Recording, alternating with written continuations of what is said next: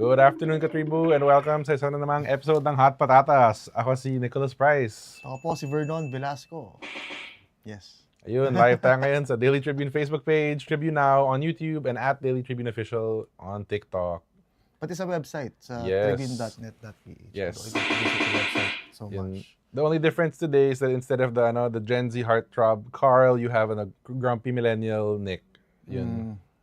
You look like Gen Z naman, somehow. Ooh. Yeah, And- so I look Hindi. older than you, Ikaw, bro. Gen Alpha. No.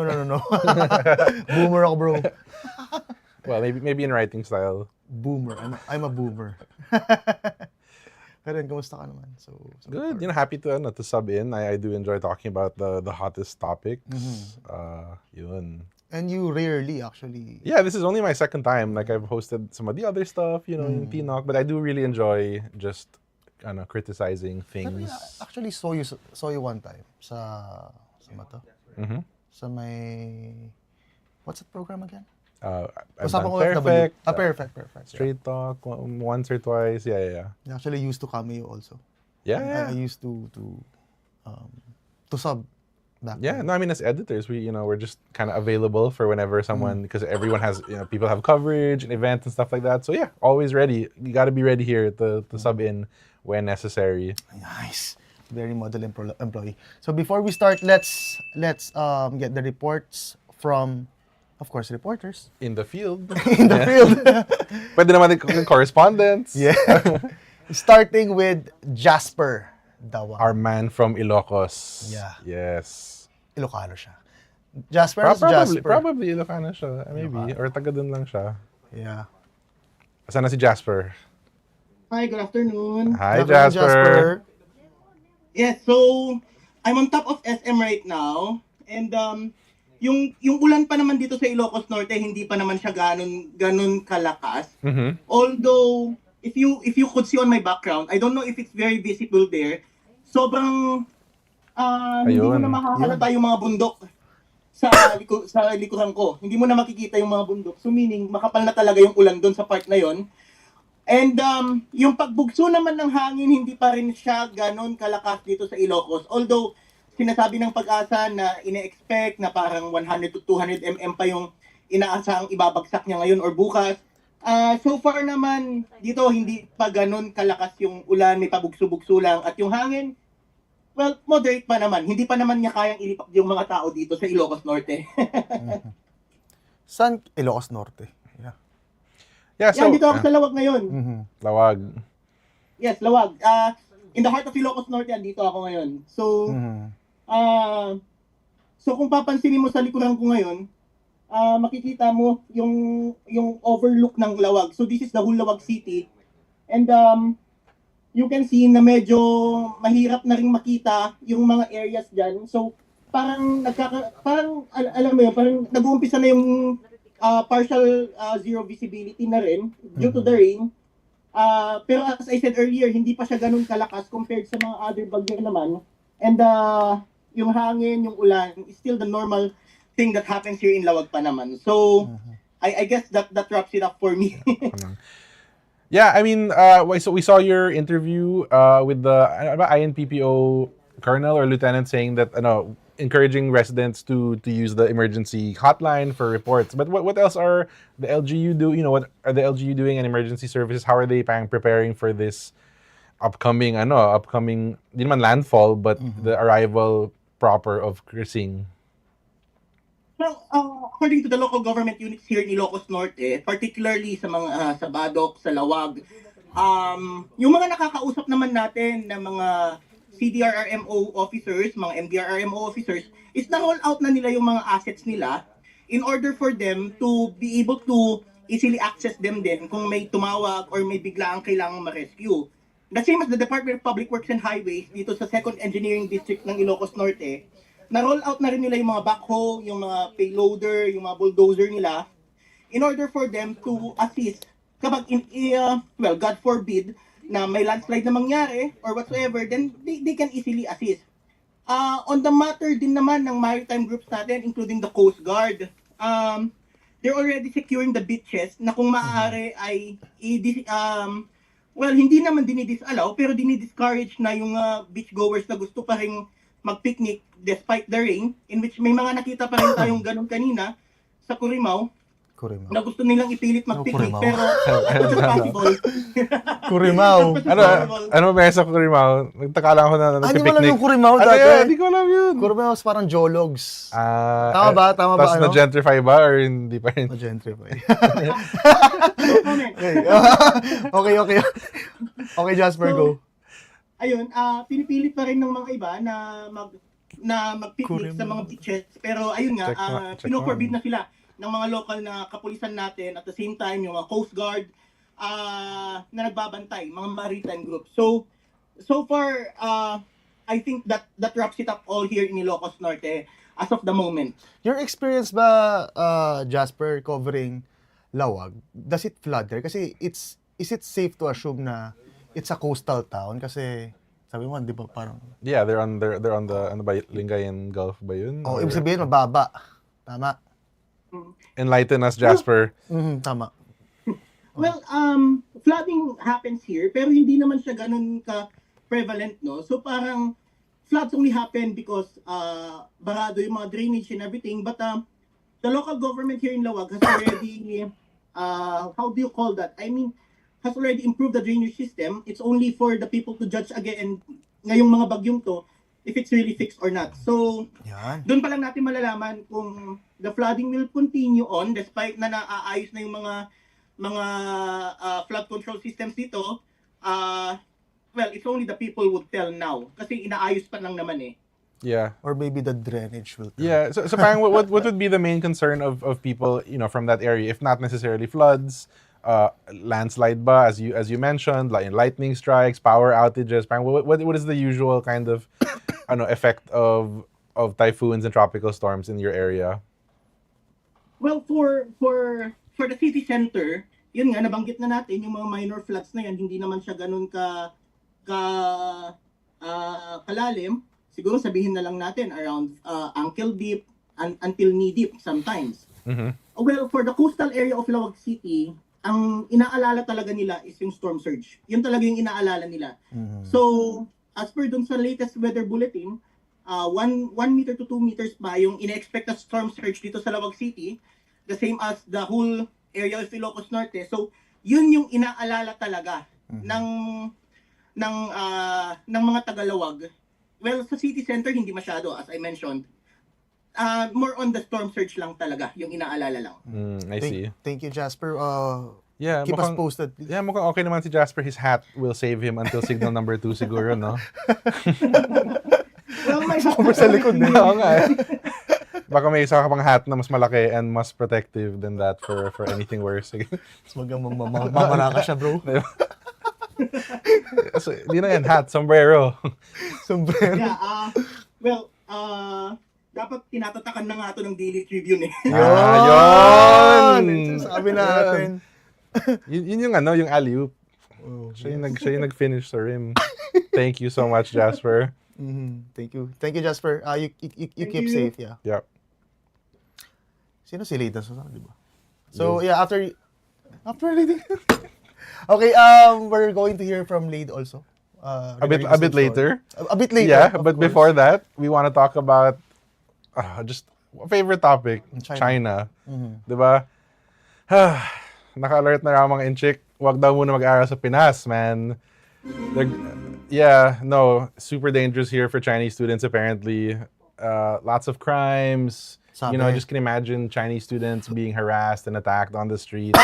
Truly unsafe at our hotpot restaurants. Baka ayaw na nila sa Queermouth. Yeah. Hindi na sila dadalo. Sila yung makalat, bro, eh, di ba? Oo. But I mean, diba they're well protected kasi may mga maritime militia naman sa West Philippine Sea. So di naman umaabot yung protection nila dun. I don't know. Huwag sila lang pumunta sa land. Oh, diba? Doon na lang sa mag-aaral na homeschooling sa mga Diba? sa mga Chinese Coast Guard ships, diba? Yeah. Hi, ito sila pa yung pa-victim now. I mean, yun. It's very interesting to me that yung non-laser sa mga mangisda, yung nangaharang ng resupply mission at yung pabalik-balik sa Baho de Masunlok, di ba? No. And basically, they are complaining about problems that they may have had a hand in creating. Diba? Exactly. Diba?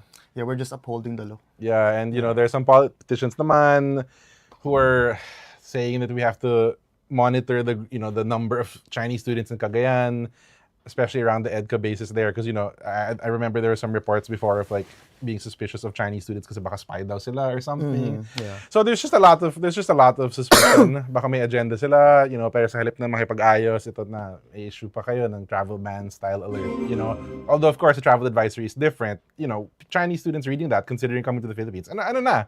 'Di ba? Ang tanong ng taong bayan, kapag ba kayo kung may ginagawang mali, laging kami bang delikado? China, wag kami. And the moral of the story, when you release a memo, just look behind it once you translate it. Where is the hypocrisy there? And if safety is your concern, why not take a look? Why not go home? Yes, because Just go there's a lot of stuff going on there. Tibet, Xinjiang, maybe the Philippines should release a travel advisory na huwag mag-aral sa Xinjiang, diba? And we want less espionage, less tension, and more peace of mind. Hindi namin kayo kailangan. Sa totoo lang. Well, yun. I mean, yeah, like I said earlier, it's like the government through the Ministry of Education is complaining about parang attacks on their on not necessarily students but citizens. But like, isn't the violence aren't a lot of the crimes parang allegedly or reportedly perpetrated also by Chinese people or people connected to syndicates or pogo? That's why Exactly. our president made the bold move to to ban pogo. So I'm really not sure parang what they're actually trying to na parang may xenophobia ba sa Philippines against Chinese people. Yun, what do you think? I'm trying to figure out ano ba yung concern nila? I think if there's bullying, I think it's just limited to prosecution, diba? Yeah. Related to Pogo. Have you heard of any Chinese man being mugged on the streets?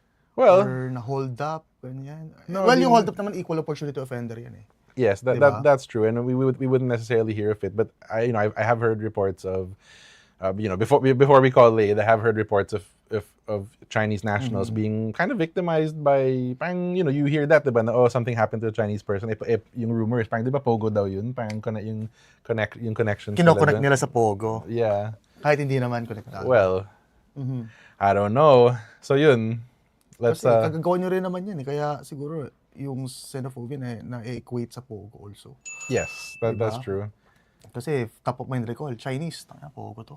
Yeah. So I Diba? mean, So by association, kayo rin may kasalanan. Kahapon to si Ambassador, Sino ba yung Ambassador ng China dito sa Philippines? I do not remember his name. He was here. Yeah. Nagko-cover ako sa Colombia kahapon. Nasa tabi ko siya, tapos safe na safe naman siya sa around Filipinos, diba? I mean he's talking, he's laughing with Filipinos, and then you're going to issue that memo. Yun. I mean, Do you feel yeah. threatened? I mean, they might Like say that, company. it's a different office, but it's the Ministry of Education. But, I mean, it's all connected. Those directives would really come from above, diba? Kasi if we really hate you, we would have roasted you. In We're what gonna way? Parang asado? Hindi. ano, Asado, Char-siu? Hindi, lechon lang. Ayun. We're just gonna... Well, just like we had Jasper earlier, we're gonna call on Lade Kabagani now for her latest report. Hello. Hi, Lade. Hello mga katribu. Yon, hello Katribu. Ayan. What do you have for us, Lade? Ngayong araw, naglabas ng babala ang Ministry of Education ng China sa kanilang mga kababayan na maging maingat at suriing mabuti ang mga panganib sa seguridad bago magdesisyong mag-aral sa Pilipinas. Sa inilabas na pahayag ng Chinese Embassy to the Philippines, binanggit nito na dumarami umano ang insidente ng krimen na partikular na tumatarget sa mga Chinese nationals sa bansa. Kasama na rito ang umano'y panghaharas at madalas na inspeksyon ng ilang miyembro ng lokal na kapulisan sa Pilipinas laban sa mga Chinese individuals pati na rin sa mga Chinese businessmen. Dagdag pa ng embahada, lumalala rin ang sitwasyon dahil sa dumaraming political gatherings, protesta at demonstrasyon sa iba't ibang bahagi ng bansa. Bagay na umanay nagpapataas ng panganib para sa mga mangmen Chinese at institusyong konektado sa kanila. Samantala, sinabi ni Presidential Communications Undersecretary at Palace Press Officer Attorney Claire Castro na karapatan ng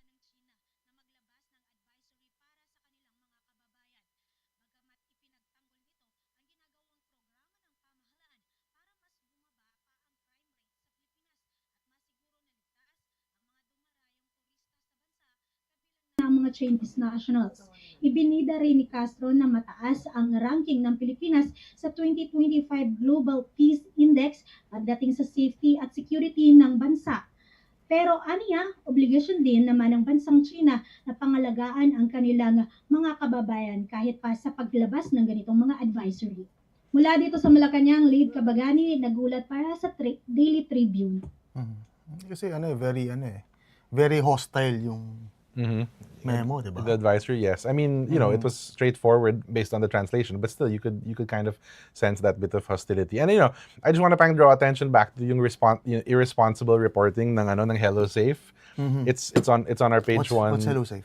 Hello Safe is that insurance firm that every year they release a ranking of the least safe countries in the world, and the Philippines was somehow mistakenly put on it, and they retracted their ranking. They apologized after being called out by the Department of Tourism, and it's just interesting that after this issue blew up about the Philippines supposedly being unsafe, we have this memo from the Chinese Ministry of Education. So I think it kind of just highlights how rankings like this, na parang clickbait lang or whatever, can actually maybe influence public sentiment about certain countries. May visa ba? No? May visa ba ang China? Nag-issue ba? Philippines, China ng visa. I know that we need visas to go there, but I'm not. Hindi. Sa atin. The other round, no, I'm not sure. Dapat mas mahigpit kasi even Israel. Yeah. Diba? It's actually very preemptive. Yun. I guess, do we still have Lade? No, okay. Thank you so much, Lade. What are you saying pala? Kung pupunta let's say, kung pupunta Iran, I mean, it's analogous. Yes. There's no war happening between. Well, somehow it's asymmetric. Yes. Somehow. Pero hindi pa full-blown. If an Iranian actually comes to the border of Israel, ano gagawin nila? Diba? And then, hindi kasi parang somehow you're making it sound very hostile. Or maybe ako lang yan kasi lagi akong hostile.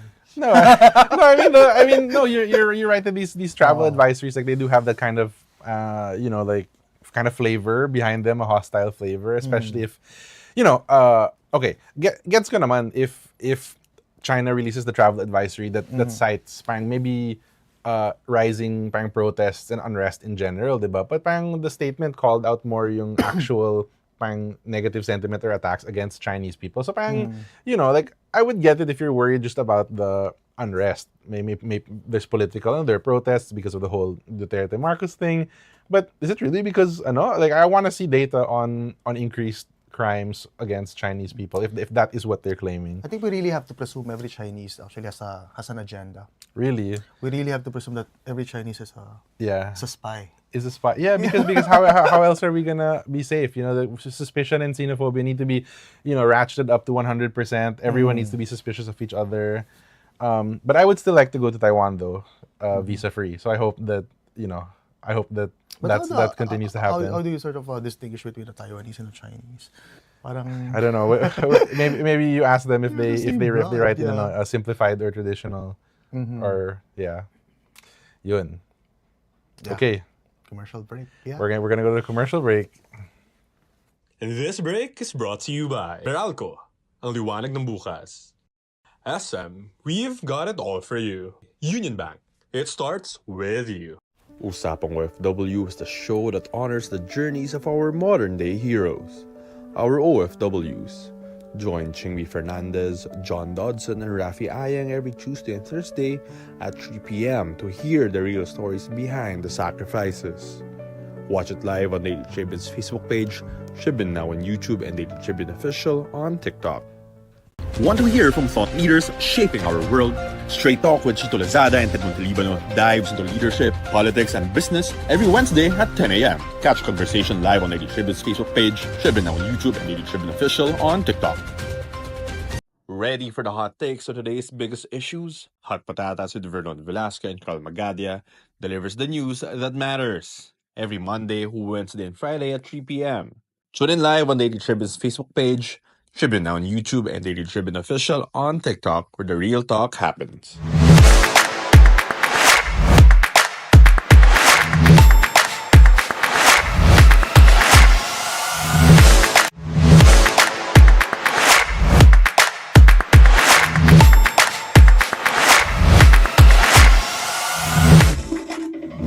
Yes, and we're back on Hot Patatas. Kasama niyo pa rin kami, si Nick Yes, Parks. much more energetic half of Hot Patatas. Yeah, maybe it's just the weather.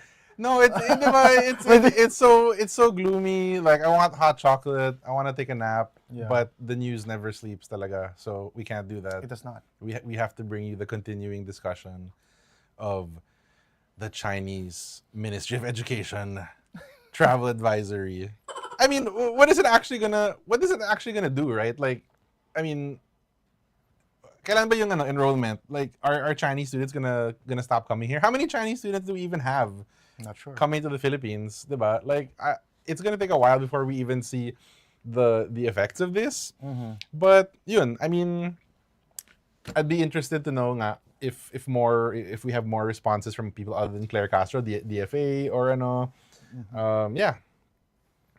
Ayun. We got the very Joe Rogan, no? Parang pull up the data, tapos parang they have it ready. So new figures released by the Bureau of Immigration last week revealed that only 300 to 400 Chinese students remained in the Philippines, despite the agency issuing more than 24,000 student visas to foreigners last year, 16,000 of which were for Chinese nationals. Yun. So, I mean, so what does it actually matter, Vernon? This is just like a continuing pang like shot across the bow for pang worsening diplomacy between the Philippines and China. Yun ba yun? I'm actually not sure, yeah. Yeah. I'm not familiar with the issue. So, Yeah. I mean, it is complex, of course, and I think everything can just be related back to the West Philippine Sea thing, where we're not gonna directly pang address that issue. We're just gonna pang fire water cannons at each other, or maybe in one direction lang, konting intercommand between the two ships, and then may mga soft diplomacy moves like travel advisories and things like that. But I don't know, pang we're not ourselves doing the same thing, right? We're staying pretty. It appears to me that we're staying pretty. I don't know, neutral or amenable to talking. I think is how I feel about that. I think we just don't have balls, that's it. Okay, tell me more. We don't have balls. I think Who doesn't have balls, Vernon? it's Marcos, I think. Which one? Marcos. Ah. He is. Pero let's continue. No, I wanna really no. You gotta go on. I don't wanna. You don't wanna go on. I just don't wanna talk about it. Okay, so yeah, debate grows over CIMEPA's fairness to ordinary Filipinos. Ang liit. Yan, so, Ayun. ngayong pinasa na ang CIMEPA ang tanong, patas ba ito sa small savers at karaniwang kumakayod na Pilipino? Ang sabi ng gobyerno, simpleng buwis lang daw to para mapalakas ang capital markets. Pero ang sabi ng mga ekonomista, di wow. Wow. Pareho na raw ang tax ng may 5,000 pesos sa bangko at may 500 million pesos sa investment. Okay. So kahit ka pa mag-ipon ng barya mula sa pamasahe, babawasan ka ng 20%. Meanwhile, yung mga may-ari ng skyscraper at yate, ayun, happy sa tax cuts. Sa totoo lang, hindi mo pwedeng sabihing patas ang laban kung yung isa may helmet at armor tapos ikaw naka-sandot chinelas. Sabi ng Ibon Foundation, parang ginawang lechon ang masa, pantay-pantay nga pero sunog lahat. At imbes na siguruhin ang sahod, SSS at healthcare, gusto ng gobyerno na mag-invest tayo sa stocks. Na parang sinasabi, bahala ka na sa buhay mo. Basta may chart. Ang Simepa Capital Market o cash mo, ewan, pag-aalala, tanong lang. Nag-invento ka. What's your take, bro? So, it's interesting because the US just passed the big beautiful bill, which is parang an overhaul of the tax system, which actually gives the rich basically tax cuts. So I wonder, what Donald Trump always says is that the US does something and everyone follows suit. But everyone loves America. America's the hottest country right now. They've got the best tariffs. So we're implementing these tax cuts or a change in the tax regime after that. So I wonder, just like, are we following suit? Nah, we're not really looking out for the common Filipino. But I think it's unfair for the common Filipino, those small savers, or not?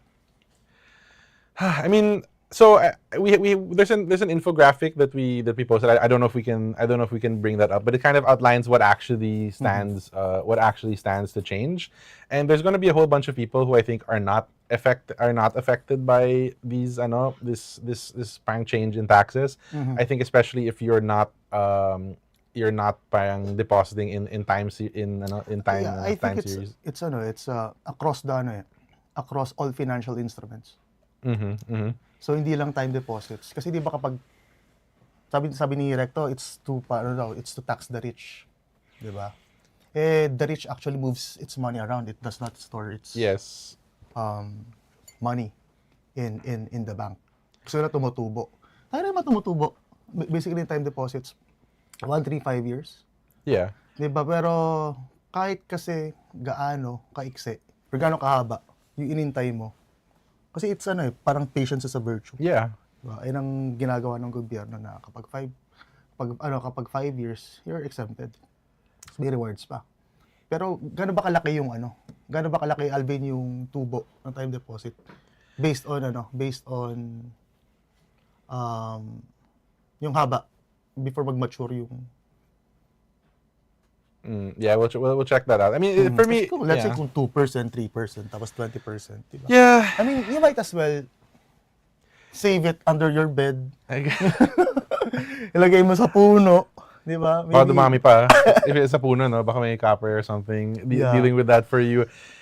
Yeah. Maybe it could grow. It brings me back talaga to I think we talked about this nga before when I was last on months ago. That was the time when we were talking about yung parking fees being increased sa NAIA. Yeah. And it's just things like this na I'm still so bothered by the fact that we have to pay this 1.8K na terminal fee when we want to fly out internationally. I mean, it's all these little things that we have to pay for. Syempre, I'm very pro sin tax. I love tobacco and alcohol being taxed. But then yung 12% on everything, itong tax on savings, the terminal fee, it's so difficult to just live as a normal Filipino. And then you see how they spend it.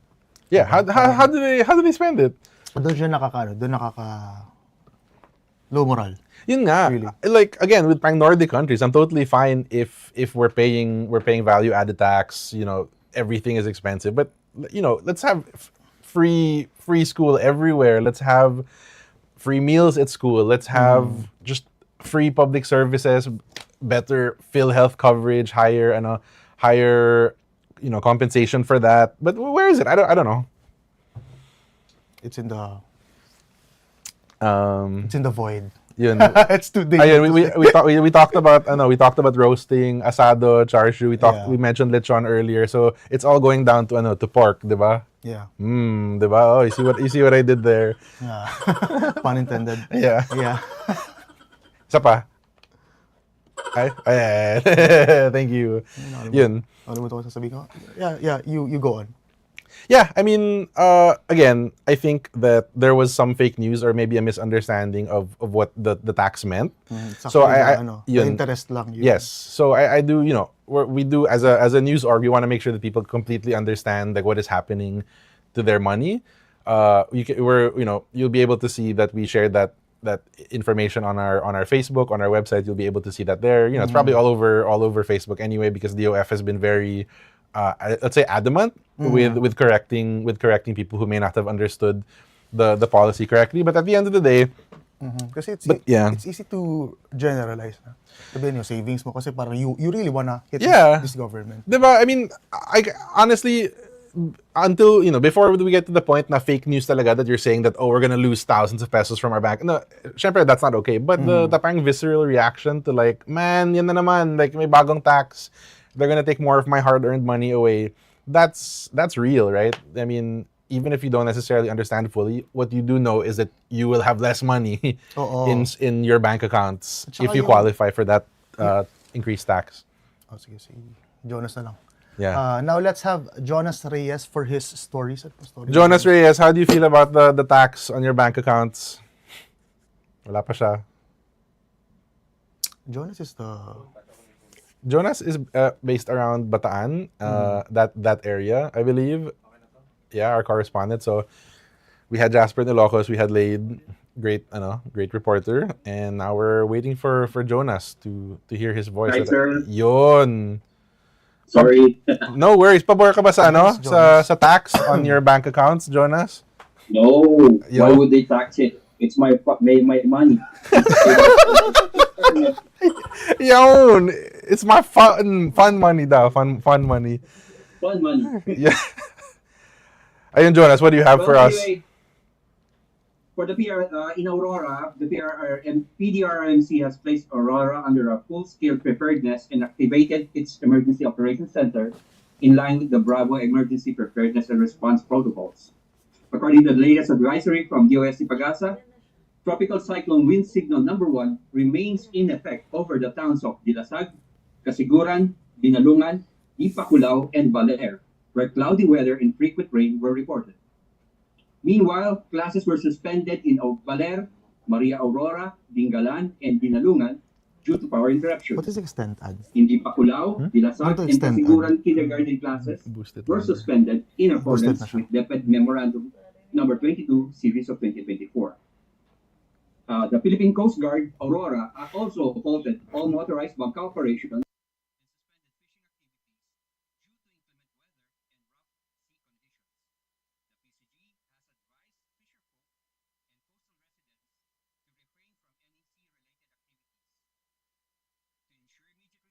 The presidential government has pre-positioned 25,000 family food packs, hygiene kits, kitchen kits, modular tents, sleeping kits, and jerry cans. It has also deployed 2 million pesos worth of medical supplies from the Department of Health and mobilized health emergency teams across all 8 towns. Yun lang po. Thanks, Jonas. I mean, but being from there and being on that beat and seeing that area every day and experiencing the calamities as they strike that area, this is what we've heard from the agencies and the LGUs. What do you actually see? What are the risks? I know what should we be worried about for Aurora and your beat as a correspondent? Right now, Aurora is having some light to moderate rain, not much. Kumbaga, hindi naman ganun kalakas. But it is under tropical storm number 1. Erosion is the most dangerous thing right now because of the high tide. Tapos yun nga po, prone po kasi yung area natin for ang Aurora for erosion po at saka landslide po. And I guess my question is, like, are we actually prepared? Are the LGUs and agencies actually prepared? Like, have they learned? Have we learned from previous typhoons and calamities? Yes, they have already established areas where if ever there's a tsunami, there's evacuation areas, and there are areas that they have already established as not refugee evacuation. Evacuation, yep. Aurora. We haven't heard so much about Aurora being struck by a calamity. So when was the last time it was in the news for disasters? Actually, it is always battered by tropical storms, but not as much as what happened to other areas. Although, ito kasing problema sa Aurora, the province is on the other side of Sierra Madre Mountains. So, imbes na mablangkahan mablangkahan sila ng mga storms na nagagaling sa Tinatamaan. kabilang area, tinatamaan talaga siya parati. Before. Yes. Nag-signal number 3 na ba dyan or 4? Never pa. Nagkaroon na po noon. Hindi ko na lang po maalala kung kailan, pero nagkaroon na po ng signal number 3. And he also talked about worries about erosions. Yes po. Yung something of a scale na, alam mo, disaster, meron ba nangyari noon in the past? Like, I mean, Nagkaroon po dati ng tsunami, sir. Tapos sabay, nagamit din po yung evacuation area po, yung high area. Pero hindi naman po siya yung kinain po yung coastal areas. Siguro po mga 3 or 4 years ago po. You're actually very abreast with the local machines. And, in your assessment, Jonas, paano yung preemptive responses ng local Diba? government? Kasi dapat natuto na yung mga LGU, kung paano Exactly. mag-respond. I mean, not even to respond, but to prepare, di ba? Yeah. Mas mahalaga talaga yun. Actually po, dahil kasi sanay na po sa storms ng Aurora, same as Bicol, meron na po talaga silang protocol pagdating sa ganyan. So, they always collaborate with Pag-asa, DOST, at saka sa kanilang PDRMO para at least automatic agad. Nagsasabihan kaagad yung mga tao, mga residente, na lumikas kagad sa kanilang kabakayan. That's a suggestion, Jonas. Yung actual na ginagawa ba talaga nila yan or hindi? Yes, sir. Ginagawa po nila. Yeah. Okay. Kasalukuyan nga po ang PDRMO ng Aurora po nagkaroon na po ng meeting beforehand bago po dumating ang naglandfall ang Typhoon Christine dito. Yes. Yun. Thank you. So kontra ba sa notion ng Imperial Manila, it's actually the other regions that have it all figured out, no? Metro Manila Yes, talaga po. yung palpak in terms of flood control, disaster response siguro. I don't know. Siyempre, Sydney yan eh. I don't know. Madali na naman tayo. Okay. So yun, thank you, Jonas Reyes. It's my first time to see Jonas. Thank you po. Yeah, Thank you. I've seen him before. Yeah. Thank you po. Thanks, Jonas. Punta ka sa office, Jonas. Thank you po. Yeah. Ano nangyari? Okay. So, we're going to take a commercial break. Iinom lang po kami saglit. Yeah. Okay. And this break is brought to you by Veralco, ang liwanag ng bukas. SM, we've got it all for you. Union Bank, it starts with you. Usapang OFW is the show that honors the journeys of our modern-day heroes, our OFWs. Join Chingmi Fernandez, John Dodson, and Rafi Ayang every Tuesday and Thursday at 3 p.m. to hear the real stories behind the sacrifices. Watch it live on Daily Tribune's Facebook page, Tribune now on YouTube, and Daily Tribune Official on TikTok. Want to hear from thought leaders shaping our world? Straight Talk with Chito Lazada and Ted Montalibano dives into leadership, politics, and business every Wednesday at 10 a.m. Catch conversation live on Daily Tribune's Facebook page, Tribune now on YouTube, and Daily Tribune Official on TikTok. Ready for the hot takes on today's biggest issues? Hot Patatas with Vernon, Velasco, and Magadia delivers the news that matters. Every Monday, Wednesday, and Friday at 3 p.m. Tune in live on Daily Tribune's Facebook page, Tribune now on YouTube, and Daily Tribune Official on TikTok, where the real talk happens.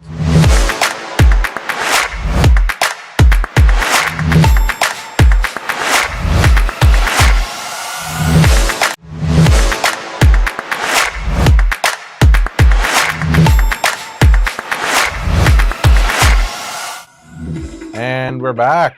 Yun, let's jump right into the latest issue. A Pulse Asia survey reveals that 66% of Filipinos disapprove of the Marcos administration's efforts to control inflation, and it's still the nation's top concern. Yeah. The same survey naman shows 54% disapprove of poverty reduction efforts. Ano ba yung poverty reduction efforts natin?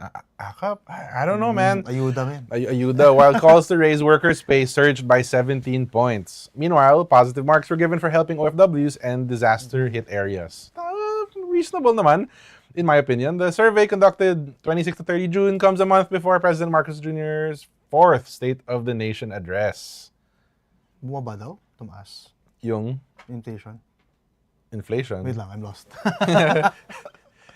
Oh, wait, Ano dito sinabi? muna, Ulitin mo. approval muna tayo. Okay. Yun. So, okay.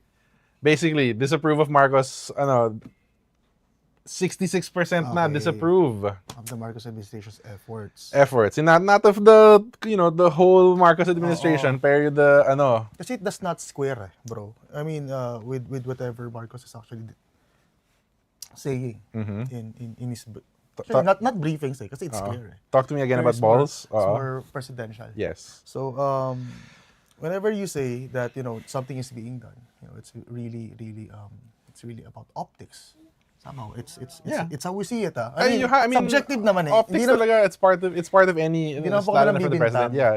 Hindi po kami nang bibintang. Pero, ayun eh. Kasi if you really go to the actually the most basic touch points.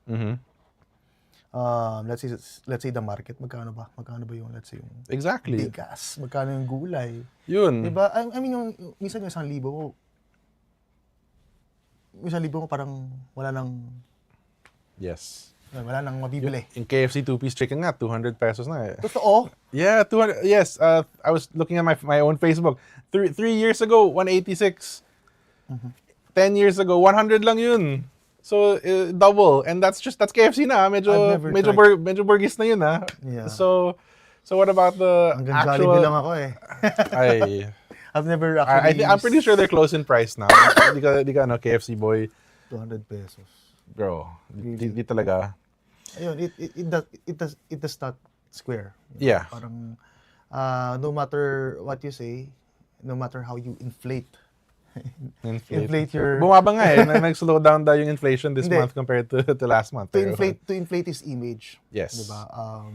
It's going to crumble.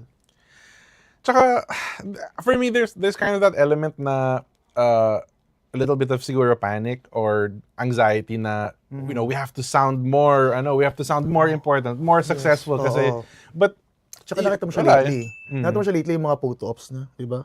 yes. Parang, tapos kanina may sinansakan si ma'am na parang, nagkamali yung Palace in terms of PCO. Hala. Nagkamali sila ng praising. Parang there was a dangling modifier. Patay. You can't do that. You cannot. Or maybe, sin yung speechwriter nila. Hindi naman siguro. Feeling ko, maybe, hindi naman po kami nabibintang, pero sinadya. Yun. Kasi it's very convenient na someone actually was shown the door, Yes. and then 2 days later merong pasabog. Parang Interesting. it's a very I think it's a very meta move kasi Yes. you can deny. You can always deny, bro, na maybe it's just a grammar mistake. Yeah. Parang Look, optics, it's always going to be, optics are always crucial. There's always going to be that PR, that, even kahit marketing, how the administration, how the, anyone presents themselves. But you're really going to hear about what's actually happening from the ground. Yung great example for me is, sa Pasig. I'm going to talk about Vico Soto. So there was a proclamation concert ba sa Pasig a couple of weeks ago. And yun, parang I didn't hear about it. Like, it wasn't really advertised on social media. We just knew na may proclamation concert. And then parang a day or two after, there was a viral post by one of the bands that performed at the concert. And they just went on and on about how they were treated very well. Parang they were given food, they were given a dry place kasi umulan nun. Yeah. And Vico came down and actually took photos with them. Parang may courtesy call pa si Vico sa kanila. So, I am a skeptical person when it comes to government PR, having plied my hand at that trade years ago. But you're gonna hear it talaga from the people who are experiencing that government service if they enjoy it, if they approve or not. So you can do whatever PR you want, just please back it up talaga with results. Exactly. Yeah. Actually, bro, words have it na some media people actually hate Vico. And actually, it reflects on the work. Because there was a time, supposedly, maybe allegedly, kwento lang naman. Yeah, of course. Kwento po na parang, kasi di ba, tayo sa media parang, we're actually very pampered lot. Agree. We are actually pampered. And then, hindi daw sila pinamper ni Mayor. Hindi daw sila pinamper. So, nagalit sila, no food, no drink, no high. Lumabas daw, hindi sila binate. Di ba, ang trapo, malapit sa media yun eh. Yes. You know why? Because they have to curry favor from the fourth estate. So parang yung lumalabas is yung media is yung spoiled. Nagalit sila kasi feeling nila they're not parang they're not special. Certain people may not be respected, for doing this important work. Well, You're corrupt. Sila yung corrupt, hindi yung ano. Kasi it just shows, it's just a proof na he does not need friendship too. Yeah. Not really, he does not need your help. He does not need to.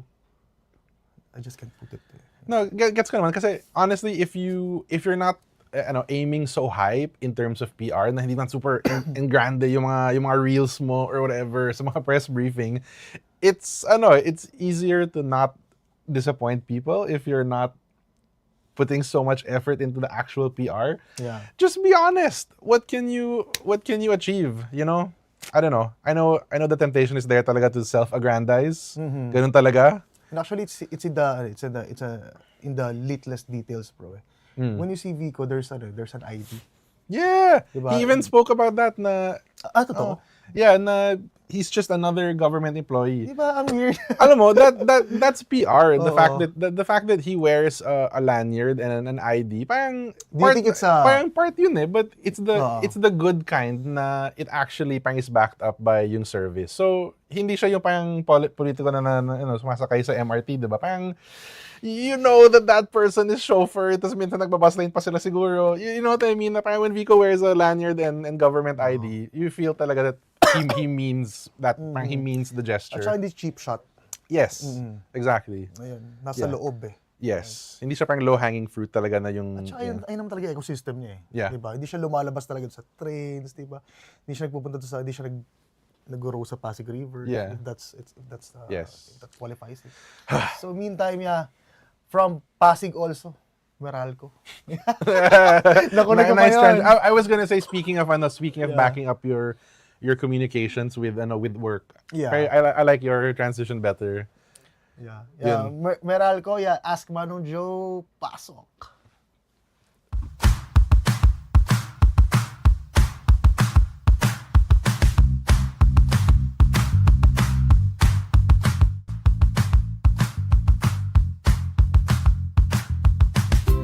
Magandang araw po sa inyong lahat mga katribo at sa mga taga-subaybay natin sa Daily Tribune. Nandito po ulit ang inyong lingkod. Ako po si Manong Joe Saldariaga para sagutin ang inyong mga katanungan. May tanong ang isang netizen sa atin, Manong Joe, sinasadya ba ng Meralco na pababain ang presyo ng kuryente tuwing tag-ulan at malamig ang panahon? Napakagandang tanong, pero ang sagot ko po dyan ay hindi po ito sinasadya ng Meralco. Ang paniwanag po dyan ay simple lang. Ang cooling appliances tulad ng aircon, electric fan at refrigerator ay madalas may pinakamalaking contribution sa monthly bill po natin sa bahay. Kapag tag-ulan, mas malamig ang panahon.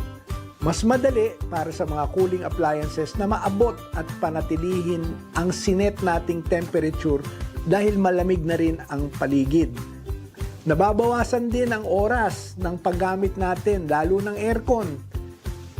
Minsan, hindi na kailangan buksan ang aircon natin dahil electric fan lang, sapat na at komportable na tayo. Ang resulta, mas mababang konsumo ninyo sa kuryente sa inyong bahay, mas bababa ang inyong electricity bill. Ngayon, kapag mas mababa na nga ang konsumo, bumababa din ang overall demand sa power supply. At kapag mababa ang demand, may posibilidad na bumaba na rin ang generation charge, ang pinakamalaking bahagi sa bill ninyo na may malaking epekto sa buong presyo ng kuryente. Kaya kung mapapansin ninyo, sa mga buwang malamig at maulan, madalas bumababa ang inyong power bill. Hindi dahil sinasadya, kundi dahil sa natural na pagbaba ng inyong konsumo at gayon din ang demand. Patunay dito ang naging paggalaw ng presyo ng kuryente ngayong buwan. Ngayong Hunyo, sa ikalawang sunod na buwan ay bumaba ang rate ng Meralco, halos 11 centavos ang decrease sa presyo ng kuryente dahil sa tapyas ng generation charge.